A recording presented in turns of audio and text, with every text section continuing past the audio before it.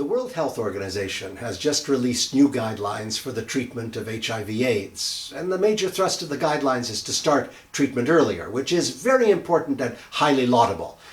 Now, the details are so complicated that I can't encompass them in a minute and a half, but let me say the following.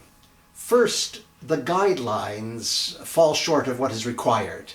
You know, there's an international consensus now that you should start treatment the moment you test HIV positive and stay on treatment for life. And the guidelines didn't live up to that objective. Second, the guidelines, for whatever reason, failed to specifically address the high-risk groups. Men who have sex with men, sex workers, injecting drug users. That's just unacceptable. It maintains insupportable discrimination.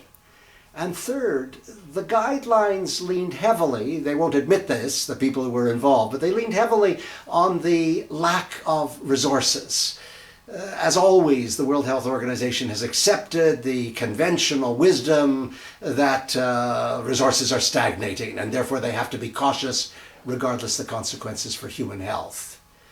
Well, that's just ridiculous. We have to end that frame of mind. It invites cutbacks. I've said it before and I'll say it again. If we can find money for wars, then we can find money for global public health. And if the Director General of the World Health Organization can't bring herself to say that publicly, then she's a failure at her job. I'm Stephen Lewis. I'm an agitated Stephen Lewis.